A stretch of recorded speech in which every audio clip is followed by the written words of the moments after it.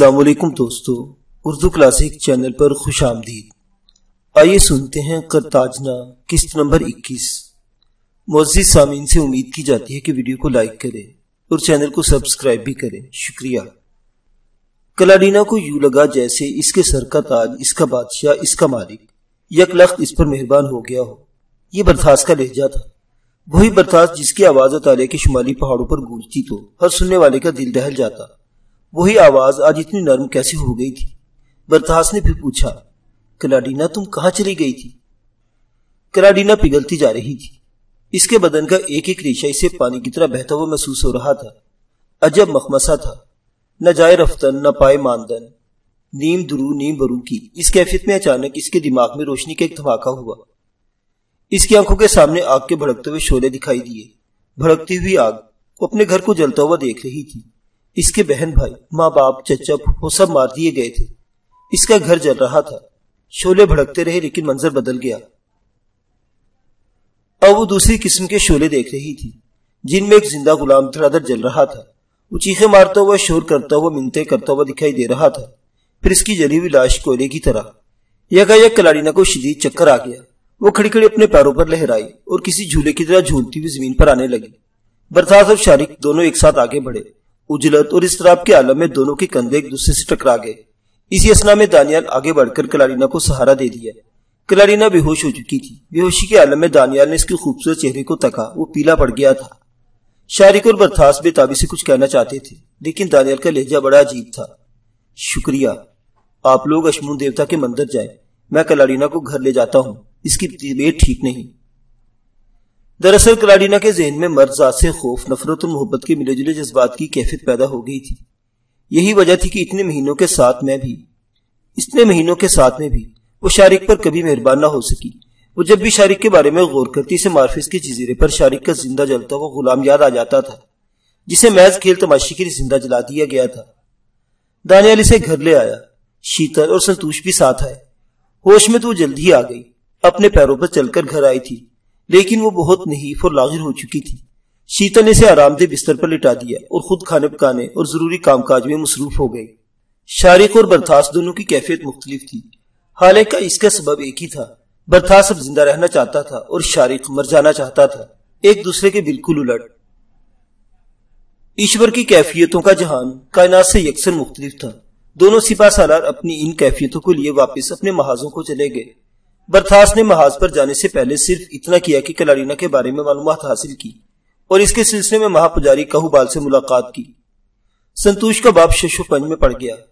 وہ تو یہ سمجھتا تھا کہ شارک اور کلاڈینا ایک دوسرے سے پیار کرتے ہیں۔ وہ برتھاس کو بتانا چاہتا تھا لیکن نہ جانے کیوں اس نے نہ بتایا۔ شاید وہ قرطاجنہ کی سلامتی کے شہر سے سب سے بڑے سپاہ سالار کو عین جنگ سے پہلے دکھی نہ کرنا چاہتا تھا۔ وہ خاموش رہا۔ برتھاس نے اس کی خاموشی کو خوش گمانی کی نظر سے دیکھا۔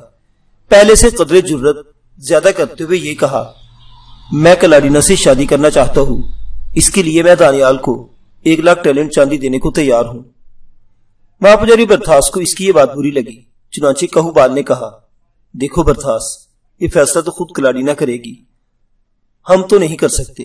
تم مطمئن ہو کر جنگ پر جاؤ اور وجیتا بن کر لوٹو تو تب اس موضوع پر بات کریں گے۔ برتھاس کو لگا جیسے مہاپجاری نے کلاڈینا کی یہی شرط رکھی تھی کہ برتھاس پر فتح پا کر دکھائے۔ اس کے سینے میں عزم کی ایک لہر اٹھی اور اس کی آنکھوں میں آ کر ایک روشن دھماکے سے پھٹی۔ اس نے اپنے مخصوص انداز میں سر اٹھا کر اور سینہ تان کر مہاپجاری سے کہا، وجیتا میں ہی ہوں، میں رومی لشکر کی تعداد کو ایک ہی دن میں دوگنا کر دوں گا۔ مہاپجاری خوب سمجھتا تھا کہ دوگنا کرنے سے کیا مراد تھی۔ یہ عام قرطاجنی محاورہ تھا، گویا اس نے کہا تھا کہ وہ رومی لشکر کے ہر سپاہی کو 2 حصوں میں کاٹ کر لشکر کی تعداد کو دوگنا کر دے گا۔ برتھاس نے اتنا کہا اور واپس چل دیا۔ اسی رات اپنے بیڑے پر روانگی سے پہلے شارک بھی مہاپجاری سے ملنے آیا تھا۔ اس کی آنکھیں سلگ رہی تھی اور دل کا درد چہرے پر پلٹ آیا تھا۔ مہاپجاری نے اسے سینے سے لگا لیا اور کھلے الفاظ میں تسلی دی، تم فکر مت کرو شارک، میں نے کلاڈینا کی آنکھوں میں تمہارے لیے محبت دیکھی ہے۔ شارک کے چہرے پر یکدم تبدیلی آئی، اس کی مایوسی امید میں بدلنے لگی۔ مہاپجاری نے اس کی کیفیت بدلتے دیکھی تو مزید کہا، دیکھو شارک، تم جنگ پر جا رہے ہو، اگر تم نا امید اور مایوس دل کے ساتھ گئے تو تمہیں ناکامی ہوگی اور محاذ پر ناکامی زندگی کے محاذ پر بھی تمہیں ہرا دے گی۔ تم اگر کلاڈینا کو جیتنا چاہتے ہو تو جان توڑ کر لڑو، محاذ پر تمہاری فتح زندگی میں بھی فتح کا باعث ہوگی۔ مہا پجاری کاہو بال نے دونوں پروانوں کو ایک ہی چنوتی دے دی تھی، اور وہ چنوتی تھی کرتاجنا کا بچاؤ۔ شارق کو بہت حوصلہ ملا، اس کی امید پھر سے جوان ہو گئی، اس کی آنکھوں میں آنسو بھر آئے۔ اس نے جانے سے پہلے مہا پجاری کو دیکھا، پھر ان سے کہا، آپ میرے لیے پرارتھنا کیجئے گا کہ میری زندگی کسی مقصد پر قربان ہو جائے۔ شارق بھی روانہ ہو گیا، مہا پجاری پیچھے سے اسے کھڑا دیکھتا رہ گیا۔ کرتاجنا کا جشن یا جانوروں کی قربانی کا میلہ 3 دن تک جاری رہا۔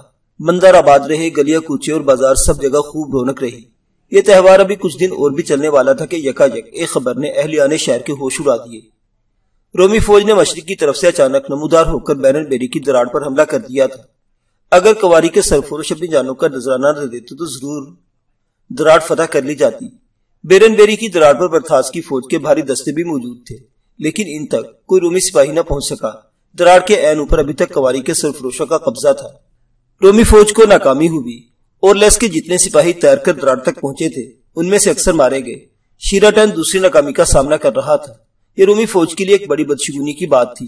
وہ فوج جو ابھی صرف جہازوں میں لدی ہوئی تھی اور ابھی خشک زمین پر پاؤں بھی نہ رکھ پائی تھی، اس طرح کی قبل از وقت شکستوں سے وہ دل برداشتہ ہونے لگی۔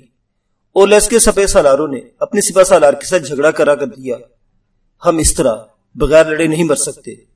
اور لیس بھی یہی سوچ رہا تھا۔ اس نے شیراٹن کو اپنا فیصلہ سنایا، ہم کسی بھی قریبی ملک کی سرحد پر اتر رہے ہیں، پھر ہمیں چاہے 7 ملکوں میں سے لشکر گزارنا پڑے، ہم یلغار کرتے ہوئے آئیں گے۔ شیراٹن، تم جہازوں کو مشرق کی طرف دوڑنے کا حکم دو، تم ہمیں قریبی ملک کے ساحل پر اتار دو، پھر اس کے بعد تمہارا کام ختم۔ اس کے بعد تم سب سے پہلے منصوبے کے تحت عمل کرو گے، یعنی دیوتاؤں کی دیوار پر قبضہ کرنا۔ اور لیس نے کچھ ایسے لہجے میں بات کی جیسے وہ اپنے کسی ماتحت کو حکم دے رہا ہو، حالانکہ وہ جانتا تھا کہ سمندر میں شیراٹن کا حکم حتمی اور خشکی پر اور لیس کا فیصلہ آخری تھا۔ لیکن شیراٹن غصے میں نہ آیا، وہ ایک سمجھدار انسان تھا اور حالات پر اس کی بخوبی نظر تھی۔ اور لیس کہ ابھی تو ٹھیک رہا تھا، اس کے سوا اور کوئی چارہ بھی تو نہیں تھا۔ شیراٹن نے اور لیس کی بات پر سر ہلایا اور سوچتی ہوئی نگاہوں سے وہ مشرقی سمندر میں تکنے لگا۔ اب ان کے جہاز ایک بار پھر مشرق کی طرف جا رہے تھے۔ اہل قرطاجنوں کو اس بات پر حیرت ہوئی کہ آخر رومی پھر کیوں مشرق کی طرف چل دیے۔ برتھاس نے مجلس خصوصی میں پورے یقین کے ساتھ کہہ دیا تھا کہ رومی نزدیکی ملک کے ساحل پر اتریں گے اور یلغار کرتے ہوئے آگے بڑھیں گے۔ افریقہ کے شمالی ساحل پر کئی ملک آباد تھے جن میں مصر، لیبیا، قرطاجنہ اور مراکش مشہور تھے، لیکن چھوٹے ممالک بھی اپنی سطح پر کم زوراور نہ تھے۔ برتھاس نے اپنے تجربے اور علم کی روشنی میں مجلس خصوصی کو ٹھیک ٹھیک اندازے لگا کر بتایا کہ اور لیس کا لشکر کن کن راستوں پر یلغار کرتا ہوا آگے بڑھے گا۔ اور پھر اپنی بات کے اختتام پر اس نے بڑے جوش کے ساتھ کہا، مجھے اجازت دیجیے کہ میں رومی لشکر کو کرتاجنہ پہنچنے سے پہلے ہی تہے تیگ کر دوں۔ یہاں بیٹھ کر انتظار کرنے سے بہتر ہے کہ ہمارا لشکر بھی یلغار کرتا ہوا مشرق کی طرف بڑھے۔ برتھاس کی بات سن کر بعض ارکان تو جوش میں آ گئے اور اس کی ہاں میں ہاں ملانے لگے، لیکن بعض ارکان نے مخالفت کی۔ یہ مجلس خصوصی تھی۔ پہلے روز یہ طے پایا تھا کہ مجلس خصوصی کا ہر اجلاس مہاپورش تالوسہ کی زیر سربراہی ہو۔ اگرچہ مہاپورش ہر اجلاس میں شریک نہ ہوتا تھا، لیکن کبھی کبھار ضرور ہوتا تھا۔ آج بھی مہاپورش مجلس خصوصی کے اجلاس میں موجود تھا۔ بحث زور پکڑنے لگی تو مہاپورش تالوسہ کے ایک اشارے پر سب کے سب یکلخت خاموش ہو گئے۔ مہاپورش تالوسہ نے برتھاس کو مخاطب کرتے ہوئے کہا، ہمیں کسی کی زمین چھیننے کا شوق نہیں۔ قرطاجنہ کے لشکر کو پڑوسی ملکوں پر یلغار کرنے کا کوئی حق نہیں، خاص طور پر وہ ممالک جن کے ساتھ ہماری دوستی ہے۔ اگر تمہارا لشکر رومیوں کو روکنے کے لیے مشرق کی طرف بڑھے گا تو اس کے راستے میں بھی آبادیاں آئیں گی، اور یہ ممکن نہیں کہ کوئی لشکر کسی آبادی میں سے یلغار کیے بغیر گزر جائے۔ اگر تم دشمن کے ساتھ باہر نکل کر لڑنا چاہتے ہو تو بے شک جاؤ، لیکن سلطنت قرطاجنہ کی حدود سے باہر جانے کی اجازت میں تمہیں نہیں دوں گا۔ مہاپورش کی تعدیب تو گویا آخری حکم ہوتی تھی۔ برتھاس نے فوراً سعادت مندی سے سر جھکا لیا۔ شیراٹن نے سچ مچ لیبیا کے ایک ویران ساحل پر اورلیس کے لشکر کو اپنے جہازوں سے اتار دیا۔ 1,20,000 فوج پر مشتمل یہ عظیم لشکر پڑاؤ ڈالتے ہی گویا اپنے آپ کو محفوظ تصور کرنے لگا، ورنہ اب سے پہلے تو ہر سپاہی کو یوں لگتا تھا جیسے اب وہ زندگی بھر خشکی پر قدم نہیں رکھ پائے گا۔ لشکر کے ساتھ مکمل ساز و سامان تھا، جن میں سب سے زیادہ تعداد گھوڑوں کی تھی، جو 60,000 کی پیدل فوج کو چھوڑ کر باقی ہر شاہ سوار کو مہیا کیے گئے تھے۔ گھوڑوں کے علاوہ لدو جانور، جانوروں کی خوراک اور باقی اجناس بھی بہت بڑی مقدار میں لشکر کے پاس موجود تھی۔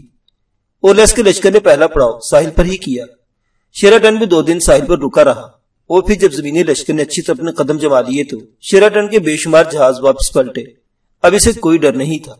اب وہ قرطاجنی دفاعی بیڑے کو چٹکیوں میں مسل سکتا تھا، کیونکہ شیراٹن کے عظیم بیڑے کے مقابلے میں شارک کا دفاعی بیڑا بہت مختصر تھا۔ اب شیراٹن بے خوف و خطر قرطاجنہ کی طرف بڑھ رہا تھا۔ رومی فوج کے پڑاؤ ڈالنے کی خبر حسب معمول سب سے پہلے شہزادی جافیکس کو ملی۔ قرطاجنہ کی قواری کو تازہ حالات کے مطابق نئے فیصلے کرنا تھے۔ اسے پتا چلا کہ اورلس کا لشکر لیبیا کے ویران ساحل پر اتر چکا ہے اور شیراٹن کا طاقتور بحری بیڑا طوفانی رفتار سے قرطاجنہ کی طرف بڑھ رہا ہے۔ جافیکس نے وقت کا اندازہ لگایا تو چونک گئی۔ شیراٹن کا بیڑا بہت جلد قرطاجنہ پہنچنے والا تھا، وقت بہت کم تھا۔ جافیکس نے فوراً گہرتاب کو بلوایا۔ گہرتاب سرفروشوں کا سالار کوہ کاف کے کسی جن کی طرح حاضر ہو گیا۔ جافیکس نے کہا، میں دانیال کو فوری طور پر شارک کے پاس بھیجنا چاہتی ہوں۔ ہمارے جہاز شیراٹن کو دیوتوں کی دیوار تک پہنچنے سے نہیں روک سکتے۔ میں چاہتی ہوں کہ تم شارک کی مدد حاصل کرو۔ لیکن وہ کیسے جافیکس؟ شارک قرطاجنہ کی کیسے مدد کر سکتا ہے؟ وہ کر سکتا ہے۔ وہ مارفیس کے ایک سردار ہے۔ میں نے پہلی ملاقات میں اسے اشارہ دیا تھا، اسے کہا تھا کہ میں جلدی اس سے دوبارہ ملوں گی اور اسے ایک نیا کام کرنے کو کہوں گی۔ وہ یہ بات بھولا نہیں ہوگا، لیکن یہ حالات میں شارک تک نہیں پہنچ سکتی، اس لیے چاہتی ہوں کہ دانیال اس کے پاس جائے۔ دراصل ہمارے پاس وقت بہت کم ہے، میرے اندازے سے بھی کم۔ پہلے میرا خیال تھا کہ خود شارک کو تیز رفتاری کے ساتھ مارفیس روانہ کروں گی، لیکن اب وقت کی کمی کی وجہ سے میرا خیال بدل گیا ہے۔ اب میں چاہتی ہوں کہ مارفیس پر شارک کی بجائے دانیال کو بھیجا جائے۔ گہرتاب ابھی تک کچھ نہ سمجھ پایا تھا۔ اس نے کسی قدر اضطراب کے ساتھ پوچھا، لیکن مارفیس پر جانے سے قرطاجنہ کو کیا فائدہ ہوگا؟ یہ بات میری سمجھ میں نہیں آ رہی۔ جافیکس نے ہلکی سی حیرت کے ساتھ گہرتاب کی طرف دیکھا، پھر اس سے کہا، کمال ہے گہرتاب، تم بوڑھے تو نہیں ہو گئے؟ سامنے کی بات ہے، شارک مارفیس کے ایک سردار ہے۔ مارفیس قزاقوں کا جزیرہ ہے، وہاں کا ہر جہاز بہترین لڑاکا جہاز ہوگا۔ اگر شارک چاہے تو مارفیس سے ایک پورا بحری بیڑا برق رفتاری کے ساتھ قرطاجنہ پہنچ جائے گا۔ گہرتاب کی بات سمجھ میں تو آ گئی، لیکن اس کے چہرے پر بے یقینی تھی۔ اس نے اپنی بے یقینی کا اظہار بھی کر دیا۔ لیکن مارفیس جزیرے کے قزاق ہماری مدد کیوں کریں گے؟ کس فائدے کے پیش نظر؟ بے شک شارک وہاں کا سردار ہوگا، لیکن سینکڑوں جہازوں کا ایک جنگی بیڑا آخر کیوں کر قرطاجنہ آنے کا خطرہ مول لے گا؟ شہزادی جافیکس نے سوچتے ہوئے نگاہوں سے گہرتاب کی طرف دیکھا، پھر اس نے ایک عزم کے ساتھ کہا، میرے خیال میں تو قزاقوں کو شوق سے آنا چاہیے، یا انہیں مال غنیمت ملے گا۔ ہم انہیں انعامات سے نوازیں گے اور سب سے بڑھ کر ہم انہیں اس کام کی اجرت دیں گے۔ میرے خیال میں تو شارک سے بات کرتے ہوئے پتہ چل جائے گا کہ وہاں سے کوئی بیڑا ہماری مدد کے لیے آ سکتا ہے یا نہیں۔ سرفروشوں کا سالار گہرتاب اب ساری بات سمجھ چکا تھا۔ اس نے سعادت مندی کے ساتھ سر ہلایا اور مؤدبانہ لہجے میں دریافت کیا، اب میرے لیے کیا حکم ہے شہزادی جافیکس؟ میں دانیال سے کیا کہوں؟ میں نے یہ تمام تفصیل تمہارے ساتھ اس لیے دہرائی کہ تم دانیال کو میرا مدعا سمجھا سکو، لیکن ٹھہرو، میرا رتھ تیار کرو، میں خود دانیال کے پاس چلتی ہوں۔ جافیکس کے دل میں اچانک کوئی عجب سی ترنگ پیدا ہوئی اور اس نے یکا یک اپنا فیصلہ بدل لیا۔ کچھ دیر بعد اس کا رتھ دانیال کی گھر کی طرف اڑا چلا جا رہا تھا۔ کلاڈینا اور دانیال گھر پر ہی تھے۔ سپہر کا وقت اور قرطاجنہ میں گرمی قدرے زیادہ ہی تھی۔ کلاڈینا گھر کے سین میں ایک چارپائی پر بیٹھی تھی اور دانیال اندرونی کمرے میں روشن دان سے آنے والی روشنی میں بیٹھا تورات پڑھ رہا تھا۔ دانیال کبھی خواب میں بھی نہ سوچ سکتا تھا کہ جافیکس ان حالات میں اس کے گھر آ سکتی ہے۔ قرطاجنہ کی قواری کا یوں کسی کے گھر آنا ویسے بھی اچنبے کی بات تھی۔ اس پر متصاحب وزیر اعظم ارفلکر کا وہ خوف جو بچپن سے جافیکس کے ذہن پر ہمیشہ سوار رہا تھا۔ یہی وجہ تھی کہ اپنے مخصوص منقش رت میں نہ آئی تھی اور نہ ہی اس نے قواری کا مخصوص لبادہ پہن رکھا تھا۔ وہ ایک سادہ سی ڈھیلے ڈھالے عام سے قرطاجنی لباس میں ملبوس تھی۔ جافیکس کے رتھ کی کوچوانی کے فریض ہمیشہ گہرتاب خود ادا کیا کرتا تھا۔ اس کا رتھ دانیال کے دروازے پر رکا۔ یہ ایک متمول تاجر کی حویلی تھی۔ جافیکس نے دروازہ کھٹکھٹائے بغیر گھر میں قدم رکھا۔ گہرتاب باہر ہی رک گیا۔ جافیکس نیم تاریک ڈیوی میں آہستہ آہستہ چل رہی تھی۔ اس کے نرم و ملائم پیر ایک پروقار نرمی اور ملائمت سے زمین پر پڑ رہے تھے، لیکن اس کا دل اس کے قابو سے باہر ہوا جا رہا تھا۔ آج وہ اپنے محبوب سے ملنے آئی تھی، اس کے گھر، وہ محبوب جو اس کے بچپن کا دوست تھا، قدم قدم کا ساتھی، جس کے ساتھ اس نے خوب کلکاریاں ماری تھی۔ اس وقت وہ کسی اور جذبے سے واقف نہ تھے۔ وہ خود محبت کو محبت کے طور پر بھی نہ جانتے تھے۔ انہیں تو بس ایک دوسرے سے لگاؤ تھا، بہت زیادہ لگاؤ۔ فراغت اور بے فکری نے دونوں کو ایک دوسرے کو سمجھنے کا وافر موقع دیا۔ ان کا سارا وقت کھیل کود اور باتیں کرنے میں گزر جاتا تھا۔ جافیکس کو ریڑھی میں چلتے ہوئے اپنے ہر قدم کے ساتھ نہ جانے کیوں بچپن کا ایک ایک لمحہ یاد آ رہا تھا۔ جافیکس کو اچھی طرح یاد تھا کہ دانیال اس کی ہر فرمائش کیسے چٹکی بجاتے ہوئے پوری کر دیتا تھا۔ وہ جافیکس کے لیے پرندوں کے رنگین پر اکٹھے کرتا اور ڈھیروں کی تعداد میں پروں کو جافیکس ایک پنکھ کی طرح پرو دیتی۔ وہ بے پناہ ذہین تھی، پروں سے طرح طرح کی آرائش کرتی، اور جب دانیال اس کی بنائی ہوئی چیزوں پر خوش ہوتا، ان کی تعریف کرتا، تو وہ دیوانی ہو جاتی۔ کبھی کبھی دانیال اسے تنگ کرنے کی اس کی بنائی ہوئی کسی چیز کو دیکھ کر ناک منہ چڑھاتا اور منہ بنا کر کہتا اچھی نہیں ہے، لیکن جافیکس کے آنسو نکلنے سے پہلے وہ کھلکھلا کر ہنس پڑتا۔ وہ زیادہ صبر نہ کر سکتا تھا، اس ڈر سے کہ کہیں آموسا رو ہی نہ پڑے۔ تب آموسا ہاتھ میں پکڑی ہوئی چیز اسے دے مارتی اور اس کے پیچھے دوڑنے لگتی۔ جافیکس ذہن میں نمودار ہوئی تو سب سے پہلے اس کی نظر ایک خوبصورت رومی لڑکی پر پڑی۔ اسے معلوم تھا کہ وہ کلاڈینا ہے۔ وہ دل میں مسکرائی اور اسی شان سے چلتی ہوئی کلاڈینا کی طرف بڑھی۔ کلاڈینا بڑے تحمل کے ساتھ چارپائی سے اٹھ کھڑی ہوئی اور جافیکس کے استقبال کے لیے آگے بڑھی۔ وہ کرتاجنا کی کنواری سے پہلی بار مل رہی تھی، اس لیے وہ جافیکس کو نہ پہچان سکی۔ اس کے لیے تو جافیکس ایک عام سی مہمان خاتون تھی، لیکن ذہین کلاڈینا نے رت رکنے کی آواز اور آنے والی لڑکی کی پروقال چال دیکھ کر سوچا کہ یہ آموسا ہے، اس کے باپ جیسے بھائی دانیال کی محبت۔ کلاڈینا کی آنکھوں میں پیدا ہونے والی چمک کو دیکھتے ہی جافیکس نے اندازہ کر لیا کہ وہ اسے پہچان چکی ہے۔ دونوں ایک دوسرے کے نزدیک ہوئی تو ان کے چہروں پر بے اختیار مسکراہٹ پھیل گئی، جیسے وہ صدیوں سے ایک دوسرے کو جانتی ہوں۔ اور کمال کی بات یہ ہوئی کہ دونوں نے ایک دوسرے کا نام لیے بغیر ایک دوسرے کو گلے لگا لیا۔ وہ بغل گیر ہوئی تو جیسے مدتوں کے بچھڑے مل رہے ہوں۔ کافی دیر تک وہ دوسرے کے سینے سے سینہ ٹکائے کھڑی رہی۔ کلاڈینا کی آنکھوں میں اشک تھے۔ پھر وہ الگ ہوئی تو کلاڈینا نے جافیکس کا ہاتھ تھام لیا۔ آپ تو دیوی ہیں، آپ کی تو پوجا کی جاتی ہے، میں آپ کو جانتی ہوں۔ جافیکس کے چہرے پر بے پناہ پیار تھا، اس کی آنکھوں میں رحمت ہی رحمت تھی۔ اس نے مسکراتے ہوئے کلاڈینا کا ہاتھ دبایا اور اسے پھر کھینچ کر دوبارہ سینے سے لگا لیا۔ تمہارے ساتھ بہت ظلم ہوا کلاڈینا، میرا دل تمہارے لیے دکھی ہے۔ سین میں چھتوں کا سایہ تھا، ورنہ کرتاجنا کی گرمی سے پہر کے وقت سین میں چارپائی ڈالنے کی اجازت نہ دیتی تھی۔ وہ سائے میں کھڑی تھی۔ کچھ ہی دیر پہلے کلاڈینا نے سین کے فرش پر پانی کا چھڑکاؤ کیا اور چارپائی ڈلوائی تھی۔ گیلے اور ٹھنڈے فرش پر کھڑی جافیکس کی نگاہ اٹھی تو اس نے دیکھا سامنے کمرے کے دروازے میں دانیال کھڑا تھا۔ دانیال کے چہرے پر مقدس سی مسکراہٹ تھی اور وہ کلاڈینا اور جافیکس کی اس انوکھی واقفیت پر خداوند کو داد دے رہا تھا۔ جافیکس اور دانیال کی نگاہیں چار ہوئی تو جافیکس بھی مسکرا دی۔ دانیال چل پڑا، اب وہ انہی کی طرف آ رہا تھا۔ تسلیمات۔ اس نے جافیکس کے سامنے آ کر قدرے جھک کر سلام کیا تو جافیکس ہنس پڑی۔ دانیال مجھے اچھا نہیں لگتا، ہم نے ایک ساتھ قبل کے پھول چنے ہیں، ایک ساتھ درختوں سے پرندوں کے گھونسلے اتارے ہیں، ہم ایک دوسرے کا پیچھا کتنا دوڑتے تھے، اور آج تم بھی۔ جافیکس نے بات ادھوری چھوڑ دی۔ دانیال اس کی بات کا مطلب سمجھ رہا تھا۔ اس نے بھی ہنستے ہوئے کہا اب تو آپ دیوی ہیں، اہل کرتاجنا کی دیوی، شہزادی جافیکس۔ بچپن میں تو آپ آموسی تھی۔ کیا تم مجھ پر طنز کر رہے ہو دانیال؟ ارے نہیں، میں دل سے کہہ رہا ہوں، آپ دیوی ہیں اور میں بھی آپ کا ایک پجاری ہوں، لیکن تم تو دیوی دیوتاؤں کو نہیں مانتے، تم تو خدا واحد کی پوجا کرتے ہو، تم تو یہودی ہو دانیال۔ پھر تم نے ایک دیوی کی پوجا کیسے شروع کر دی؟ دانیال کچھ دیر کے لیے خاموش ہو گیا، پھر اس نے سر اٹھایا اور ہنستے ہوئے کہا اگر میں آپ کو آموسی کہنا شروع کر دوں، کو تڑاک سے بات کروں، تم دونوں کے دلوں میں ملاپ کی امنگ جنم لے گی۔ آپ جس مقام پر بیٹھی ہیں وہاں تو آپ صرف ایک دیوی کے روپ میں ہی رہ سکتی ہیں۔ میں آپ کو مادر کرتاجنا سے آموسی نہیں بنانا چاہتا، کیونکہ آموسی مجھے مل گئی تو میں اسے ساتھ لے جاؤں گا اور 25 سال میں مجھ پر بیتنے والی ہر چھوٹی سے چھوٹی بات بھی اسے بتا دوں گا۔ وہ تو میری رفیق زندگی ہے، پل پل میرے ساتھ رہی ہے، اور ایک آپ ہیں، آپ کو تو میں چھو بھی نہیں سکتا۔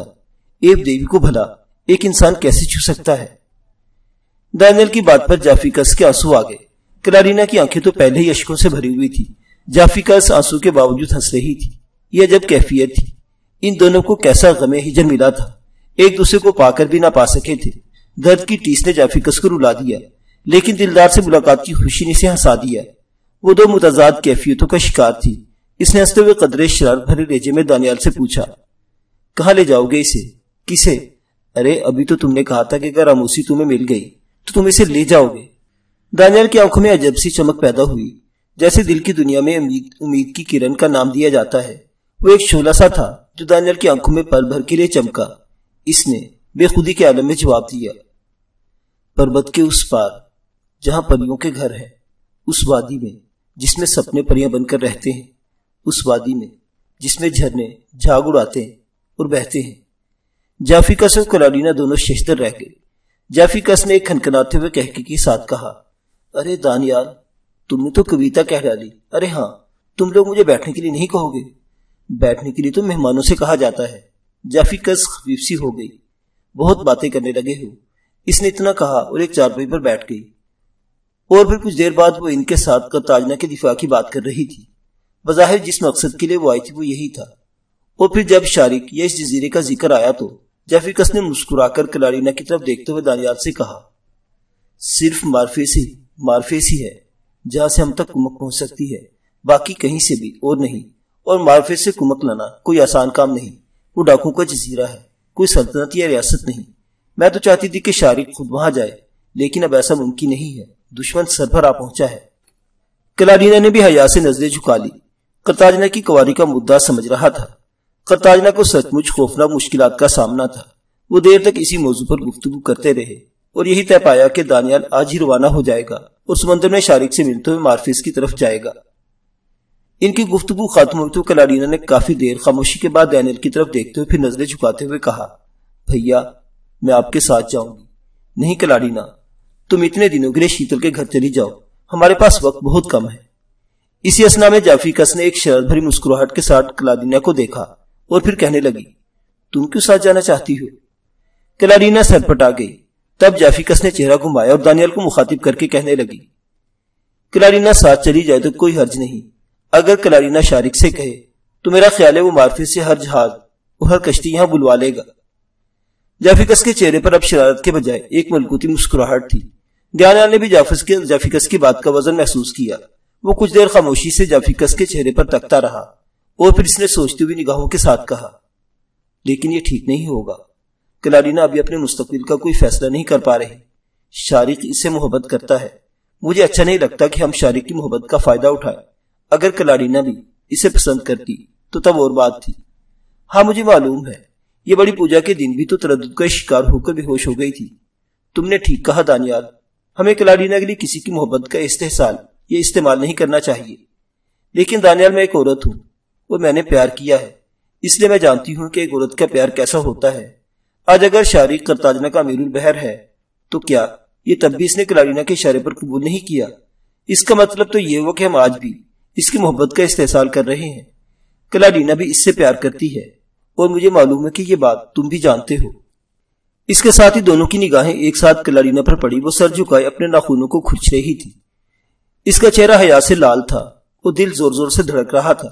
یکایک اسے جافیکس کی آواز سنائی دی، کلارینا، کیا تم اب بھی دانیال کے ساتھ جانا چاہتی ہو؟ کلارینا نے صرف سر ہلا کر جواب دیا، منہ سے کچھ نہ بولی۔ کلارینا کے سر ہلانے کی دیر تھی کہ دانیال کے چہرے پر اطمینان کی لہر پھیل گئی۔ وہ جانتا تو تھا کہ کلارینا بھی شارک کو چاہتی ہے، لیکن کلارینا جب تک خود واضح نہ کر دیتی وہ کچھ نہ کر سکتا تھا، اور آج کلارینا نے خود واضح کر دیا تھا۔ جافیکس ایک تسلی بخش ملاقات کے بعد دانیال کے گھر سے لوٹی۔ گھورتاب رتھ میں موجود اس کا انتظار کر رہا تھا۔ وہ سپہر کے وقت آئی، لیکن اب شام ہو چکی تھی، لیکن اسے یوں محسوس ہو رہا تھا جیسے اس نے چند لمحے گزارے ہوں۔ اس کو بہت اچھا لگا۔ دانیال کے قریب رہ کر وہ خود کو لذت وصال کے دائرے میں محسوس کرتی تھی۔ دانیال کے سپرد ایک مشکل کام کر کے لوٹی تو یوں لگا جیسے اس نے اپنے محبوب کو خطرے میں جھونک دیا ہو، لیکن پھر ایک لحاظ سے وہ سوچ سوچ کر خوش ہوتی تھی کہ کسی نہ کسی ذریعے سے وہ دانیال کے ساتھ جڑی رہے گی۔ اس کا رتھ تیزی سے قلعہ بیرسا کی طرف دوڑتا چلا جا رہا تھا، لیکن اس کا دل پیچھے رہ گیا تھا۔ وہ غروب آفتاب کے بعد قلعہ بیرسا پہنچی تو جاسوس سرفروش اس کے منتظر تھے۔ اسے اطلاع ملی کہ اورلس کا لشکر تیز ترین یلغار کرتا ہوا قرطاجنہ کی طرف بڑھ رہا تھا۔ اسے معلوم تھا کہ برتھاس بھی اورلس کے استقبال کے لیے روانہ ہو چکا ہے، اس لیے وہ زیادہ پریشان نہ تھی۔ اس نے سرفروشوں کو واپس جانے کے لیے کہا اور خود اپنے کمرے کی طرف چلی گئی۔ آج وہ بہت مسرور تھی۔ آج وہ دوسری بار دانیال سے ملی تھی۔ اہل قرطاجنہ آنے والی جنگ سے خوفزدہ نہیں تھے، لیکن متجسس ضرور تھے۔ شہر کا ماحول اکثر بدل چکا تھا۔ نئے سوداگروں کی آمد تقریباً رک گئی تھی۔ جو سوداگر پہلے واپس چلے گئے وہ تو چلے گئے، لیکن جو قرطاجنہ میں رہ گئے تھے انہیں قرطاجنہ میں ہی ڈیرے ڈالنے پڑے۔ سمندری راستے بند ہو چکے تھے، اس لیے بیرونی ممالک سے آئے ہوئے سوداگر واپس نہ جا سکتے تھے۔ مضافات کے دیہاتی اٹھ اٹھ کر قرطاجنہ شہر میں پلا لینے کے لیے آ رہے تھے۔ مداریوں، شوبدہ بازوں، نوٹنکی والوں، داستانیں سنانے والوں کی چاندی ہو گئی تھی۔ ہر نوٹنکی اور ہر داستان جنگی کہانیوں پر مشتمل ہوتی تھی۔ پورے شہر میں سنسنی کی ایک لہر تھی۔ لوگ اشیاء ضرورت جمع کرنے میں لگے ہوئے تھے اور آہنگر دھڑا دھڑ لڑائی کے ہتھیار بنانے میں مصروف تھے۔ قرطاجنہ محبت کا شہر تھا اور اہل قرطاجنہ نے اپنے آپ کو جنگوں سے ہمیشہ دور ہی رکھا تھا۔ اسی محبت نے انہیں یکجہتی عطا کی تھی اور یہی وجہ تھی کہ کوئی بیرونی حملہ آور اہل قرطاجنہ پر کبھی غالب نہ آ سکا۔ قرطاجنہ فنکاروں کا شہر تھا۔ زمانہ قدیم کی زیادہ تر ایجادات کا صحرا فینکی قوم کے سر ہی تھا، یہاں تک کہ رومی فوج کے پاس بھی فینکیوں کی بنائی ہوئی منجینیقیں تھی۔ فینکیوں کے ہاتھ کی بنی ہوئی اشیاء اور مشینیں اس وقت دنیا میں دور دور تک مشہور تھی، یہاں تک کہ بابل کے باغات معلقہ میں پانی چڑھانے کے لیے جزء سکیل تک ایک فینکی سائنسدان نے بنائی تھی۔ اہل قرطاجنہ اپنی حکومت کا بھرپور تعاون کر رہے تھے۔ فصیلے شہر کی مرمت سے لے کر چندہ اور رسد جمع کروانے تک وہ ہر بات میں حکومت کے ساتھ تھے۔ بڑے بوڑھے اپنا زیادہ تر وقت پوجا پاٹ میں گزارتے اور نوجوان فوج میں بھرتی ہونے کے سپنے دیکھتے تھے۔ چھوٹے بچوں میں جوش و خروش تھا، وہ گلی کوچوں میں جنگ کھیلتے اور سارا دن لکڑی کی تلواروں سے بچوں کا ایک لشکر دوسرے کے ساتھ برسرے پھیکار رہتا۔ مندروں میں پجاریوں اور کاہنوں کی بھی چاندی ہو گئی تھی۔ دیوتاؤں کے حضور نذرانے اور چڑھاوے پہلے کی نسبت کئی گنا بڑھ گئے تھے۔ نئی نئی خبریں اور نئی نئی افواہیں آئے روز پھیلتی اور ختم ہوتی رہتی تھی۔ جنگ سے پہلے ہی اہل قرطاجنہ متعدد بار جنگ شروع ہو جانے کی خبریں سن چکے تھے۔ برتھاس اور اورلیس دونوں سراروں کی خوب باتیں ہوتی۔ کوئی اورلیس کی بہادری، بے باکی اور جرت کی داستانیں سناتا تو کوئی برتھاس کو دیوتاؤں کا یودھا بتاتا۔ انہی دنوں میں ایک روز سنتوش قرطاجنہ کے بڑے بازار میں سے گزر رہا تھا۔ وہ جب بڑے چوراہے میں پہنچا تو اس کی نظر ایک مجمع پر پڑی۔ یہ ایک نوٹنکی تھی۔ کوئی یونانی کلاکار یونانی دیوتاؤں کی کہانی پر مشتمل نوٹنکی پیش کر رہا تھا۔ ناٹک میں اس کے ساتھ ایک اور اداکار بھی تھے۔ سنتوش کے کانوں میں نوٹنکی والے کی آواز پڑی، تھیوٹ، تم انسانوں کو لکھنے کا فن سکھاؤ گے تو ان کی یادداشتیں کمزور پڑ جائیں گی۔ پری میتھسوس نے انسان کو آگ کا راز بتایا تھا، میں نے اسے پہاڑوں پر قید کر دیا۔ اب ہر روز ایک گدھ آتا ہے اور سارا دن اس کا کلیجہ نوچ نوچ کر کھاتا ہے، اور جب رات ہوتی ہے تو اس کا کلیجہ ٹھیک ہو جاتا ہے۔ تھیوٹ، لیکن میں تمہیں سزا نہیں دوں گا۔ اگر تم لکھنے کا فن انسانوں کو سکھانا چاہتے ہو تو جاؤ سکھاؤ، لیکن یاد رکھو چیزوں کو لکھتے لکھتے بالآخر یہ انسان اپنا نام تک یاد رکھنا بھول جائیں گے، کیونکہ یہ یاد رکھنے کی ہر بات کو لکھ لیا کریں گے۔ سنتوش کو نوٹنکی والے کی بات میں دلچسپی محسوس ہوئی تو وہ بھی مجمع میں شامل ہو گیا۔ اس نے دیکھا یونانی ناٹک میں دیوتاؤں کا دیوتا زیوس عجیب و غریب الوہیاتی لباس پہنے کھڑا گرج رہا تھا۔ اس کے سامنے تھیوٹ دیوتا مٹی کے ایک لو ہاتھ میں تھامے کھڑا تھا، جس پر ہیرو غلفی خط میں کچھ آڑی ترچھی لکیریں کندہ تھی۔ سنتوش نے یونانی دیو مالا کبھی نہ سنی تھی، یہی وجہ کہ اسے دلچسپی لینے لگا۔ ناٹک میں بتایا جا رہا تھا کہ تھیوٹ دیوتا نے انسانوں کو لکھنے کا فن سکھایا۔ وہاں سنتوش کی نگاہ ایک اور دیوتا پر پڑی جو زیوس کے عقب میں نمودار ہوا اور عجب رنگ برنگا لباس پہنے مجمع کے سامنے آ گیا۔ اس نے زیوس کے حضور جھک کر سلام پیش کیا اور پھر دیوتاؤں کے دیوتا زیوس سے کہنے لگا، میں ہومر ہوں، آپ کا بنایا ہوا ایک انسان جسے آپ نے اب تک ایک دیوتا بنا دیا ہے۔ میں تھیوٹ کی مخالفت کرتا ہوں۔ میں نے یونانیوں کی پوری دیومالا ازبر کرائی۔ ہزاروں سال کی کہانی سینہ بسینہ آج تک سب تک منتقل ہوتی چلی آئی ہے۔ کہیں بھی کبھی بھی کسی کو کوئی یادداشت محفوظ کرنے کی ضرورت پیش نہیں آئی۔ تھیوٹ اگر لوگوں کو لکھنے پڑھنے کا فن سکھا دے گا تو وہ ہر نئی بات سن کر اسے محفوظ کر لیں گے اور ان کا دماغ اس بات کو یاد کرنے کا بوجھ نہیں اٹھائے گا۔ اس سے بڑے بڑے نقصان ہوں گے۔ کسی ایک انسان کی لکھی ہوئی چیز دوسرے انسان کے ہاتھ لگے گی تو اپنی مرضی سے اس میں تبدیلی کر دے گا۔ سچ اور جھوٹ کی پہچان ختم ہو جائے گی، صحیح اور غلط کا فیصلہ کرنا مشکل ہو جائے گا۔ اس لیے میں درخواست کرتا ہوں کہ انسانوں کو قلم نہ عطا کی جائے تاکہ زمین پر انسان محفوظ رہ سکے۔ یہ ہومر تھا۔ زمانہ قدیم میں اہل یونان محض ایک جنگلی آبادی تھے جو قبائلی بستیوں کے انداز میں پورے یونان میں جگہ جگہ آباد تھے۔ ان کا کوئی مذہب تھا اور نہ ہی کوئی دیو مالا۔ ان کے طبیعت میں فطری طور پر جو مذہبی میلان موجود تھا، اسی کے سبب وہ ہر اس چیز کے آگے سر جھکا دیتے تھے جو ان کی سمجھ سے باہر تھی۔ یہ اس زمانے کی بات ہے جب مصر اور ہندوستان میں ایک مکمل دیو مالا موجود تھی۔ مصر کی اپنی دیو مالا تھی اور ہندوستان کی اپنی۔ لگ بھگ 1200 سال قبل مسیح ہومر نامی ایک شخص یونان میں پیدا ہوا جس نے تماشا دکھانے اور ناٹک کرنے کا پیشہ اختیار کیا۔ وہ یونانی بستیوں میں جاتا اور وہاں ناٹک پیش کرتا۔ وہ ایک اچھا شاعر تھا اور ذہین فتین بھی۔ اس نے کسی نہ کسی طرح ہندوستانی، مصری اور بابلی خداؤں کے بارے میں سن رکھا تھا۔ اس نے اپنے شاعری میں ہندوستانی دیوتاؤں کی کہانیوں کو منظوم کرنا شروع کر دیا۔ یونانی یا مصری دیوتاؤں کے لیے اس نے اپنی زبان میں الگ نام تجویز کیے۔ وقت گزرنے کے ساتھ ساتھ اس کی شہرت بڑھتی گئی، یہاں تک کہ یونان کی وحشی قوموں میں ہومر کی شاعری زبان زد عام ہونے لگی۔ تب یونانی دیو مالا بھی وجود میں آنے لگی آج ناٹک میں دوسرا دیوتا وہی ہیومر تھا۔ سنتوش دلچسپی سے پلکے پٹپٹاتا نوٹنکی دیکھنے میں مصروف تھا کہ اچانک اسے محسوس ہوا جیسے کسی نے اس کے شانے پر ہاتھ رکھ دیا ہو۔ وہ یک لخ سر گھما کر دیکھنے لگا اور اگلے لمحے یہ دیکھ کر حیران رہ گیا کہ اس کے سامنے وہی لڑکا کھڑا تھا جس نے کبھی سنتوش کے ساتھ زیادتی کی تھی۔ یہ وہی لڑکا تھا جو باقی لڑکوں کا سرغنہ بھی تھا۔ سنتوش جب اپنی گمشدگی کے بعد واپس آیا تو اس کے بعد مہا پجاری نے اس کی شادی کے تحفے میں 4 قیدی دیے تھے۔ یہ چاروں وہی لڑکے تھے جنہوں نے کبھی سنتوش کے ساتھ کھلواڑ کیا تھا۔ یہ لڑکا تو ان سب کا سردار تھا۔ سنتوش نے اسے دیکھا تو بے اختیار کہا، کارن تم؟ کارن نے ندامت سے سر جھکا لیا۔ سنتوش، مجھ سے بڑی بھول ہو گئی۔ مجھے معلوم نہیں تھا کہ میں کتنی بڑی غلطی کر رہا ہوں۔ تم نے ہمیں معاف تو کر دیا لیکن میں خود اپنے آپ کو کبھی معاف نہیں کر سکا۔ آج تمہیں یہاں دیکھا تو تمہیں بلانے کو جی چاہا۔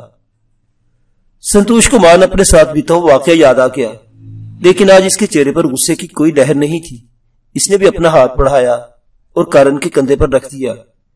گزری ہوئی کو بھول جاؤ کارن، میں بھی اسے بھلا چکا ہوں۔ کارن جو کبھی سنتوش کا دوست تھا شرمندگی کی شدت کی وجہ سے جذباتی ہو رہا تھا۔ اس نے سنتوش کو بتایا، میں نئی بحری فوج میں بھرتی ہو چکا ہوں۔ تم تو جانتے ہو میرا باپ ایک ملا تھا، اس لیے میں نے فیصلہ کیا ہے میں اپنے باپ کا پراشچت کرنا چاہتا ہوں۔ میرے لیے پرارتھنا کرنا سنتوش کے، میں کرتاجنا پر قربان ہو جاؤں، شاید اسی طرح میری ندامت کم ہوگی۔ سنتوش کو دھچکا لگا اور خوشی بھی ہوئی۔